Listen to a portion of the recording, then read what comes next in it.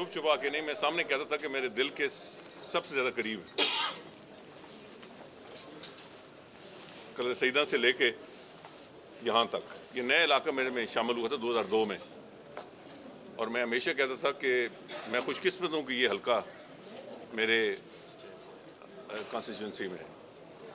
बदकिस्मती से इस इलेक्शन में इसका वो हाल किया गया जिसकी कोई मिसाल कम ही मिलती है। कौमी में कहीं और, सूबाई में कहीं और, एक सूबाई में अलहदा, दूसरी सूबाई अलहदा, एक कौमी, कोई अजीब तमाशा। अल्लाह ताला तौफीक दे कि आइंदा इलेक्शन आने तक इस हल्के को हम फिर मुनज़्ज़म कर सकें और इसकी एक क्लैरिटी आए। तो मैं ज़रा थोड़ा सा रब्ता करना चाहता था। अजीब सही है ना कि कौमी में मैं कहीं और हूँ, सूबाई में ही हूँ, मगर मुझे इस बात की खुशी है कि इतने अच्छे लोगों से मेरा रब्ता और कोऑर्डिनेशन ज़रूर है। और अल्लाह ताला करना ये है कि उस MP से तो प्रोविंशियल असम्बली से तो मैं इलेक्ट हो गया हूँ, कौमी में जो हुआ वो एक अलग कहानी है। तो मेरा ख्याल था कि आज सिर्फ मुकामी सियासत के हवाले से बात की जाए। तो दोस्तों ने कहा कि प्रेस भी बात मिलना चाहते, तो मैंने कहा कि वहाँ तो उनकी कोई दिलचस्पी की बात नहीं होगी, तो अलहदा मैं कर दूँ। थोड़ा नेशनल सतह पे भी तो मैं आप सबको, मैंने ट्वीट किया आप Chaudhry Nisar sahab is asked to break his silence और people are anxious to hear you. वो कह रहे हैं वो डायरेक्शन नहीं, मैं आप सबको खुशामदीद कहता हूँ, शुक्रिया अदा करता हूँ आपका।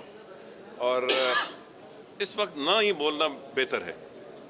इस वक्त जो मुल्क का माहौल है उसमें मुझे बताएं कि आपके सवालों का जवाब ज़रूर दूंगा, मगर आप चूँकि आप आए हैं लोकल भी और चंद दोस्त बाहर से भी आए, तो बिस्मिल्लाह करें। मैं क्यों है एक मिनट ज़रा वो शुरू करें।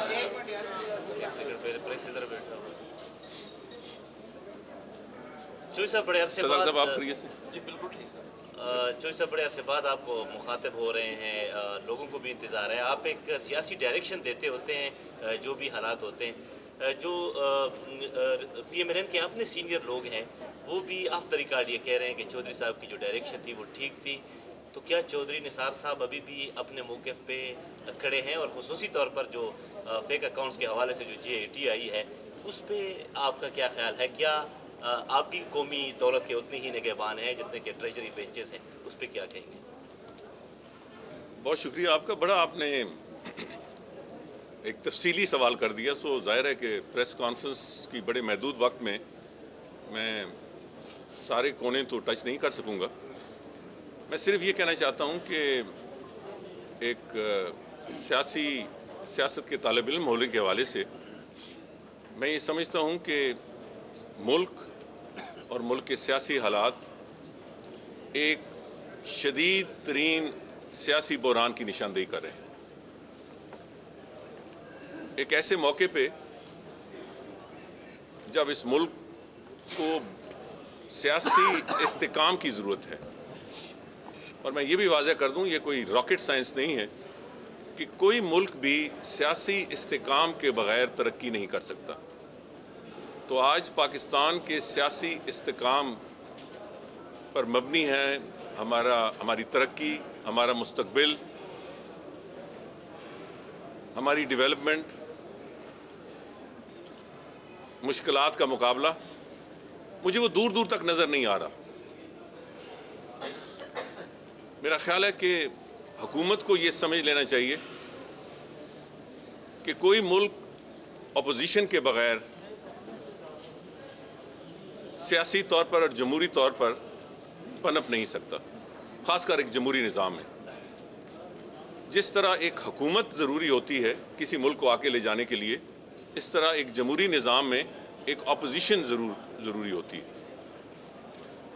तो इस माहौल में मैं किसी की ज़िम्मेदारी तो नहीं डालता कि कौन इसका ज़िम्मेदार है, मगर जब इस मुल्क को सबसे ज़्यादा सियासी इस्तेकाम की ज़रूरत है, मुल्की इस्तेकाम की ज़रूरत है, कौमी इस्तेकाम की ज़रूरत है, वहाँ ही मैं देख रहा हूँ कि एक शदीद तरीन सियासी बहरान इस वक्त हमें मुँह चढ़ा रहा है। तो इसमें हुकूमत की सबसे बड़ी ज़िम्मेदारी है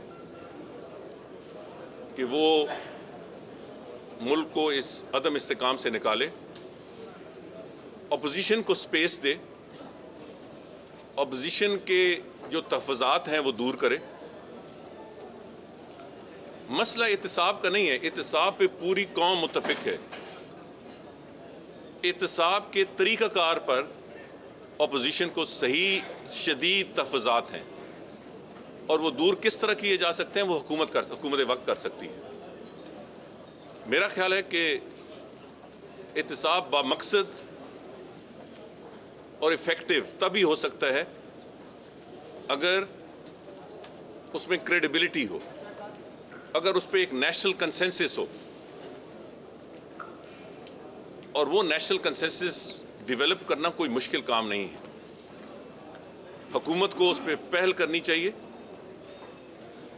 मैं इसकी वजाहत नहीं करता या निशानदेही नहीं करता, मगर हुकूमत को पहल करके अपोजिशन से मिल बैठ के एहतसाब पे जो उसके तहफ़्फ़ुज़ात हैं तरीक़ाकार पे, एहतसाब पे नहीं तरीक़ाकार पे, वो दूर करने चाहिए और उसके बाद इदारों को ये पूरा मौका मिलना चाहिए कि वो एहतसाब को मंतकी अंजाम तक पहुंचा सके।